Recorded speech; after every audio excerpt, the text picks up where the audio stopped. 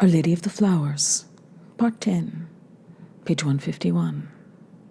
The shadow, which had somehow slipped into the room, installed itself. Que la foi, let it be. All that interested him was the face in the mirror, and its changes, the globes of the luminous eyes, the halo of shadow, the black spot of the mouth, the illuminated forefinger that supported his bent head. His head was bent so that he could see himself in the mirror, but he had to raise his eyes, and this made him observe himself in the sly way that actors do in films. I might be a great artist. He did not formulate this idea clearly. Nevertheless, the splendor involved in it made him lower his head a little more. The weight of destiny, he thought.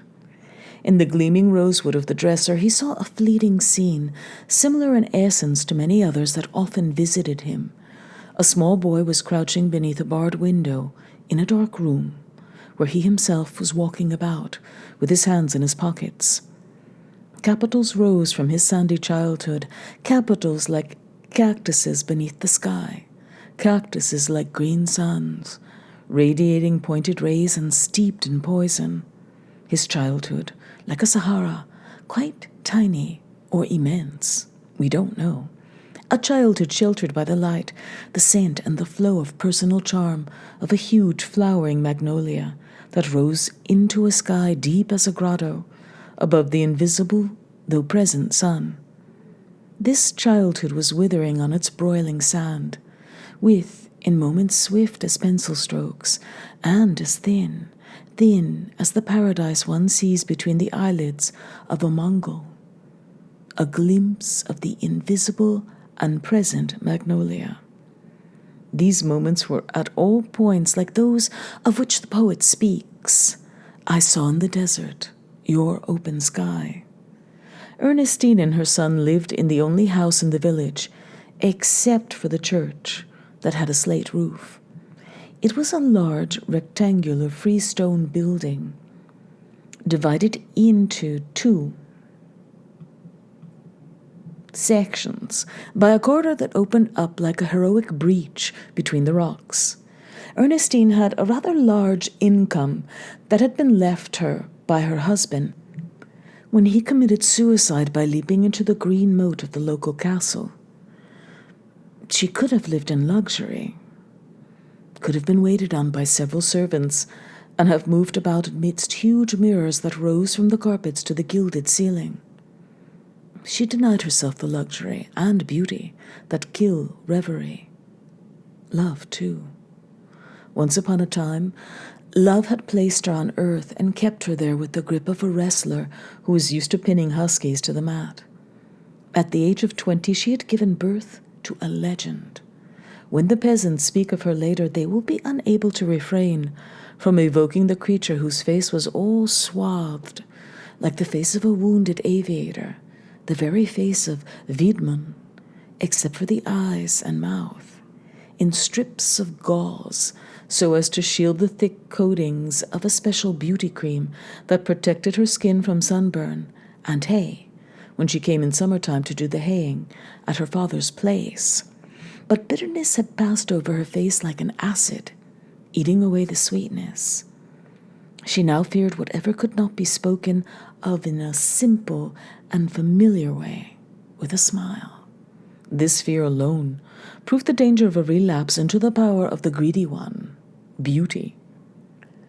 Though the fastenings that bound and delivered her over to powers whose contact or merely whose approach upset her were loose, nevertheless, they were solid. They were art, religion, love, which are enveloped in the sacred. For at the sacred, which is called, alas, the spiritual, one neither laughs nor smiles. It is sad. If it is that which touches upon God, is God therefore sad? Is God therefore a painful idea? Is God therefore evil, and which are always approached with a courtesy that guards them? Among the appurtenances of the village, or an old feudal castle surrounded by moats that fumbled with frogs. A cemetery, the house of the unwed mother and the unwed mother herself. A bridge with 3 stone arches above 3 arches of clear water, over which hung every morning a thick mist that finally lifted from the landscape. The sun would slash it to tatters, which would then go and very briefly dress up the scrawny black trees as gypsy children. The sharp blue slates, the granite stones of the house, and the high window panes isolated Coulafroid from the world. The games of the boys who lived beyond the river were unknown games, complicated by mathematics and geometry. They were played along the hedges, with the rams and colts of the field as attentive spectators. The players themselves, actor children away from school, away from the town, slipped back into their rustic personalities, again became cowherds, bird nesters, climbers, mowers of rye, and stealers of plums. If they were for Coulafroid, without being able to quite fathom his feeling, though they suspected it, a race of fascinating demons, Coulafroid, on the other hand, unwittingly had for them a certain glamour that he possessed by virtue of his isolation, of the refinement and legend of Ernestine, and of the slate roof of his house. Though they hated him, there was hardly a small boy who did not dream about him, envying the cut of his hair, the elegance of his leather school bag. The slate house was supposed to contain fabulous riches, in the midst of which Coulafroid had the glamour of walking about slowly, and the privilege of venturing familiar gestures such as drumming on some article of furniture or sliding on the parquet, in a setting that they judged to be regal, smiling like a crown prince, perhaps playing cards there. Coulafroid seemed to secrete a royal mystery. King's sons are too common among children for the village schoolboys to be able to take this one seriously, but they regarded it as a crime on his part to divulge so clearly on origin that every one of them kept well hidden within himself, and that offended their majesty, for the royal idea is of this world. If man does not hold it by virtue of carnal transmissions, he should acquire it and adorn himself with it in secret, so as not to be degraded in his own eyes. Since the dreams and reveries of children interlace in the night, each possess the other unknowingly. In a rapacious, they really were rapes, an almost total way.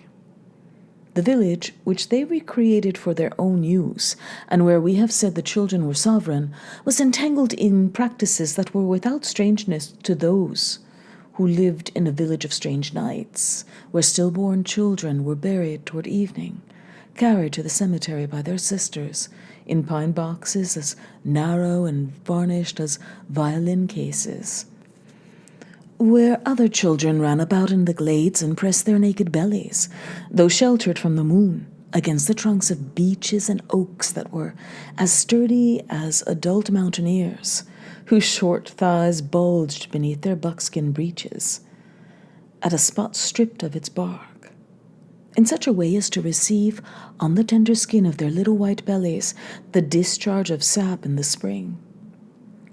Where the Italian woman walked by, spying on the old sick and paralytic, whose souls she culled from their eyes, listening to them die.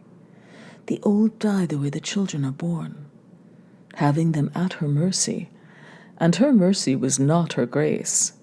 A village whose days were no less strange than its nights, where on Corpus Christi or Rogation Day, cortages went through the blazing noonday countryside in processions composed of little girls with porcelain heads, wearing white dresses and crowned with cloth flowers, of choir boys swinging in the wind censers covered with verdigris, of women stiff in their green or black moire, of men gloved in black, holding up a canopy of oriental cast that was plumed with ostrich feathers, under which walked the priest, carrying a monstrance, beneath the sun, amidst the rye, pines and clover, and inverted in the ponds, with their feet to the sky. That was part of Divine's childhood. There were lots of other things that we shall mention later. We must come back to it. Let us say now that her carnal pleasures never made her fear the wrath of God, the scorn of Jesus, or the candied disgust of the Holy Virgin. Never, until Gabriel spoke about them to her. For as soon as she recognized the presence within her of seeds of those fears, divine wrath, scorn, disgust, Divine made of her loves a God above God, Jesus, and the Holy Virgin, to whom they were submissive like everyone else, whereas Gabriel, despite his fiery temperament, which often made his face turn red, feared hell, for he did not love Divine. And who still loved her? Except Darling. Our Lady of the Flowers smiled and sang. He sang like an Aeolian harp, a bluish breeze passing over the strings of his body. He sang with his body. He did not love. The police did not suspect him. He did not suspect the police. The child's indifference was such that he did not even buy the newspapers. He went his melody. Divine thought Darling was at the movies, and that Our Lady, who was a shoplifter, was in a department store, but wearing American shoes, a very soft hat, a gold chain on his wrist, in short, quite the pimp, Darling toward evening walked down the stairs from the garret, and came the inevitable soldier. Where does he come from? From the street, into the bar where Divine was sitting? When the revolving door turned at each turn like the mechanism of a Venetian belfry, it presented a sturdy archer, a supple page, an exemplar of high faggotry, one of those pimps whose ancestors of the dens. When they pandered for Mademoiselle Adna, wore earrings, and between whose legs, when now they stroll along the boulevard, shrill whistles squirt and fizz. Gabriel appeared. I also see him going down an almost vertical street, running, like the bewitched dog that went down to the village by the main street. And it is said to be supposed that he collided with Divine as he came out of a neighborhood grocery, where he had just bought a surprise package, just as the bell of the glass door rang twice. I should like to talk to you about encounters. I have a notion that the moment that provoked or provokes them is located outside time, that the shock spatters the surrounding time and space, but I may be wrong, for I want to talk about the encounters that I provoke and that I impose upon the lads in my book. Perhaps some of these moments that are set down on paper are like populous streets on whose throng my gaze happens to fall. A sweetness, a tenderness situates them outside the moment. I am charmed, and I can't tell why. That mob of people is balm to my eyes. I turn away, then I look again, but I no longer find either sweetness or tenderness. The street becomes dismal, like a morning of insomnia. My lucidity returns, restoring within me the poetry that the following poem had driven out. Some handsome adolescent face that I barely caught a glimpse of had lit up the crowd, then it disappeared. The meaning of heaven is no longer strange to me. So Divine met Gabriel. He passed in front of her, and he spread his back like a wall, a cliff.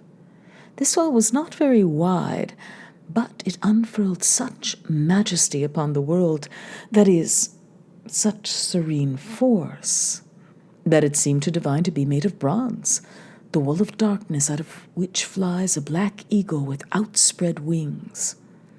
Gabriel was a soldier.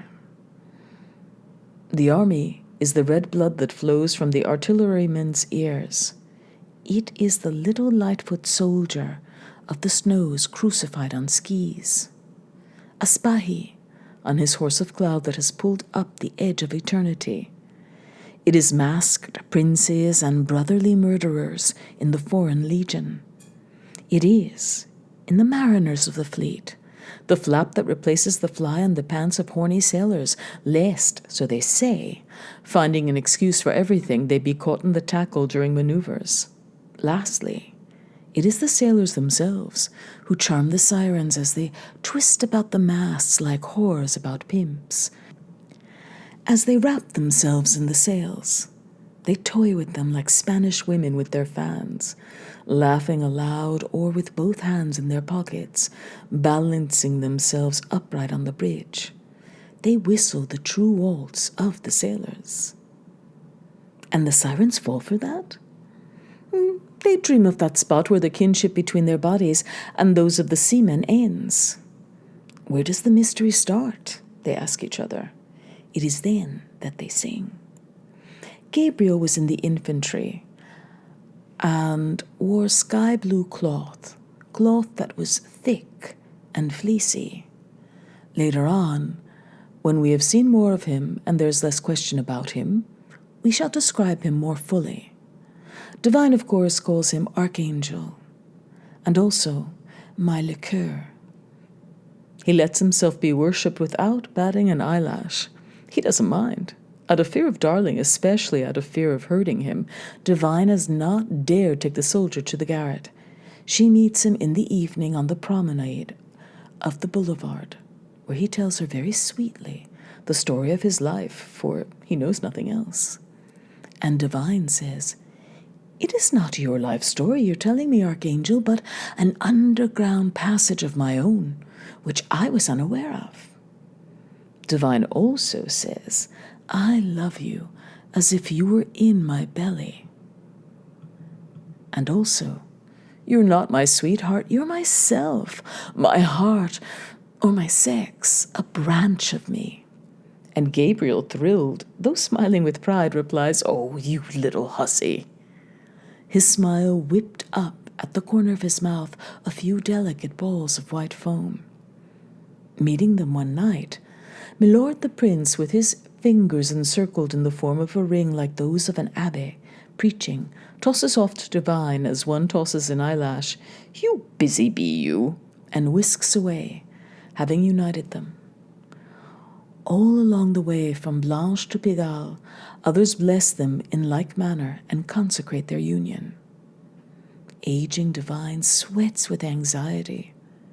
She is a poor woman who wonders, will he love me? To have discovered a new sweetheart, to worship him on my knees, and in return he forgives me simply. Perhaps I can win his love by trickery. I have heard it said that one wins the devotion of dogs by mixing a spoonful of their master's urine in their mash every day. Divine tries this. Every time she invites Archangel to dinner, she manages to put a little of her urine into his food. Winning his love, slowly leading the artless one toward that love as toward a forbidden city, a mysterious area, a black and white Timbuktu, black and white and thrilling as the lover's face, on whose cheek plays the shadow of the face of the other. Teaching Archangel, forcing him to learn a dog's attachment. Finding the child inert yet hot. Then, by dint of caresses, feeling him get even hotter, swelling beneath my fingers, filling out, bounding like you know what. Divine, being loved. On the garret couch she writhes about, she curls like a shaving from a turning lathe. She twists her lithe white arms, rolls and unrolls them. They strangle shadows. She was bound to have Gabriel up sooner or later. As the curtains are drawn, he finds himself in a darkness the more massive for having been mildewed for years, as by a scent of chilled incense, by the subtle essence of the forts that had blossomed there. Divine was lying on the sofa in a pair of blue silk pajamas with white trimming. Her hair was in her eyes. She was shaved. Her mouth was pure, and her face sleek with shaving lotion. Nevertheless, she looked as if she had just got up with a hangover. "Sit down." With one hand she pointed to her place near her, at the edge of the sofa. and held out the fingertips of the other. "How's it going?" Gabriel was wearing his sky blue uniform. His loosely buckled army belt was sagging at his belly. The coarse wool and delicate blue got Divine hot. She will later say, "His get-up got me hot." A fine and equally blue cloth could have excited her less than a heavy black one, for the latter is the cloth of the country clergy and of Ernestine, and heavy gray cloth is that of the children of the state orphanages. "Doesn't that wool make you itch?" "You're nuts. I've got a shirt on. Besides, I'm wearing underwear. The wool doesn't touch my skin." Amazing, isn't it, Divine, that with that sky blue outfit he dares have such black eyes and hair. "Look, there's some cherry brandy. Take as much as you like. Let me have a glass too." Gabriel smiles as he pours himself a glass of liqueur. He drinks. Again, he is sitting at the edge of the sofa, a slight embarrassment between them. "Say, it's stuffy in here. Mind if I take off my jacket?" "Oh, take off whatever you like." He unbuckles his belt and takes off his jacket. The swish of the belt fills the garret with a room full of sweaty soldiers back from maneuvers. Divine, as I have said, is also wearing sky blue, which is loosely draped about her body. She is blonde, and under such straw her face looks a little wrinkled. As Mimosa says, it's rumpled. Mimosa says this maliciously to hurt Divine. But Gabriel likes her face. Divine, who wants to know he does, trembles, like the flame of a candle, as she says, I'm getting old. I'll soon be 30. Gabriel has the unconscious delicacy not to flatter her by a lie that would say you don't look it. He replies, "But that's the best age to be. You understand everything a lot better then." He adds, "That's the real age." Divine's eyes and teeth are gleaming and make those of the soldier gleam too. "Say, there's something wrong." He's smiling, but I feel he's embarrassed. She is happy now. Gabriel is now limp, all pale blue against her. Two angels tired of flying, who had perched on a telegraph pole and whom the wind has blown into the hollow of a ditch of nettles, are not more chaste. One night the archangel turned fawn. He held Divine against him, face to face, and his member, suddenly more potent, tried to enter her from below. When he had found, he bent a little and entered. Gabriel had acquired such virtuosity that he was able, though remaining motionless himself, to make his tool quiver like a shying horse. He forced with his usual fury and felt his potency so intensely. With his nose and throat, he whinnied with victory, so impetuously that Divine thought he was penetrating her with his whole center or body. She swooned with love like a nymph in a tree. They played their games over and over.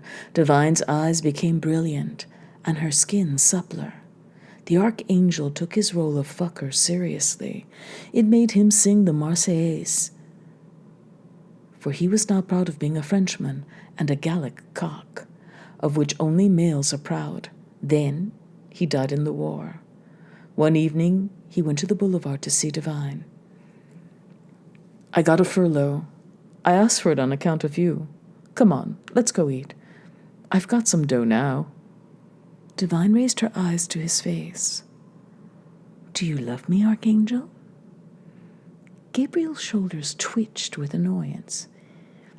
"You deserve a good smack," he said, clenching his teeth. "You can't tell, I suppose." Divine closed her eyes. She smiled.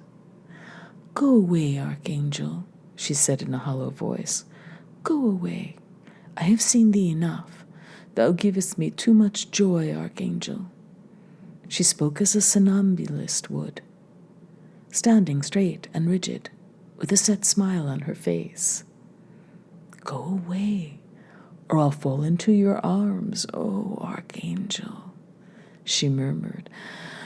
Oh, Archangel. Smiling gently, Gabriel walked off with long, slow strides, for he was wearing boots. He died in the French campaign, and the German soldiers buried him where he fell, at the gate of a castle in Touraine. Divine came and sat on his grave, smoked a craven there with Jimmy. We recognize her sitting there, with her long legs crossed, and a cigarette in her hand, level with her mouth. She is smiling, almost happy. As she entered Graf's cafe, Divine caught sight of Mimosa, who saw her. They made a little sign to each other with their fingers, a trifling flick of the fingers.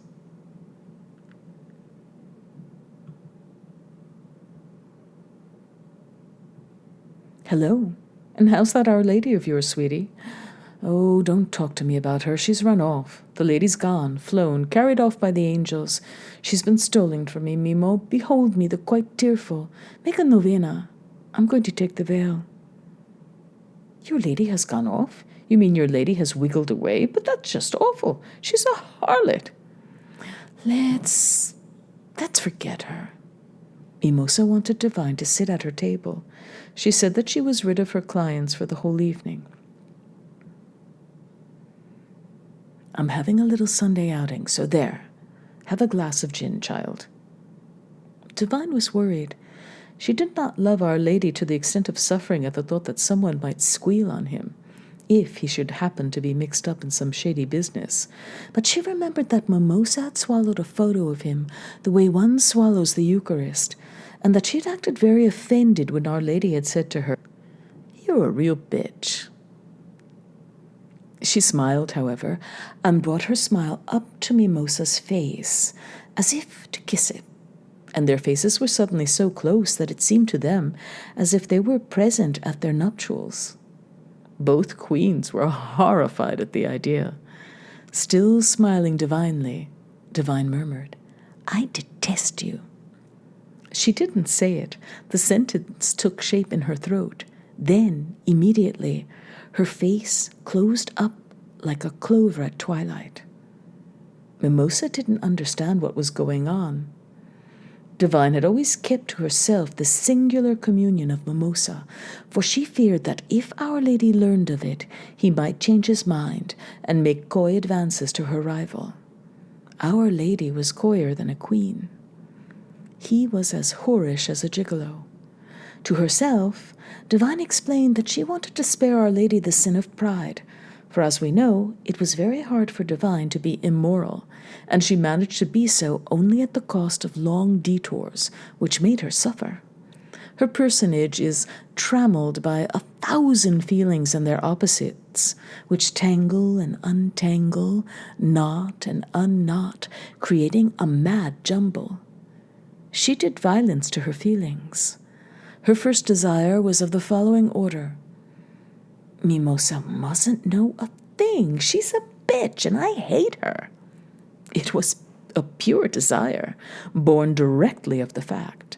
However, Divine did not experience it in quite this form, for the heavenly saints were standing by and watching. The female saints, too.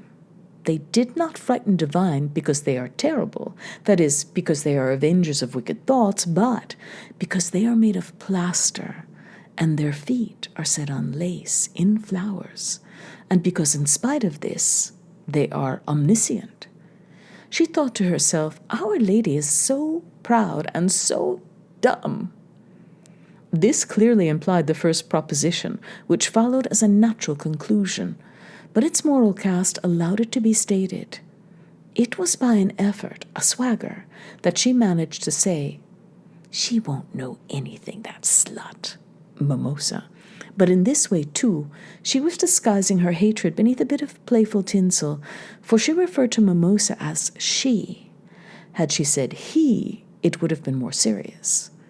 This we shall see later on. Divine was not so vain as to believe that Mimosa was offering her a seat so as to enjoy her company.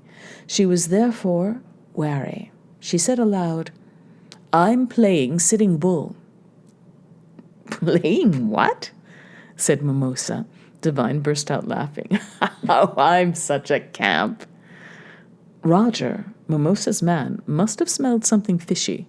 He wanted an explanation. Divine had learned through experience that she was no match for Mimosa, too. For though she might not recognize the moment when her friend's shrewdness was in play, she had had many a proof of her detective-like shrewdness. That Mimo, the slightest detail is all she needs. None but she could distinguish this detail and make it speak. "So you're going? Are you taking Our Lady?" "You're mean and selfish." "Look, Angel, I'll see you later. I'm in a hurry today." Divine kissed the palm of her hand, blew toward Mimosa. Despite her smile, Divine's face suddenly took on the seriousness of the lady on the LaRousse covers who scatters dandelions seed to the winds. And she went off as on the arm of an invisible lover, that is, heavy, weary, and transported.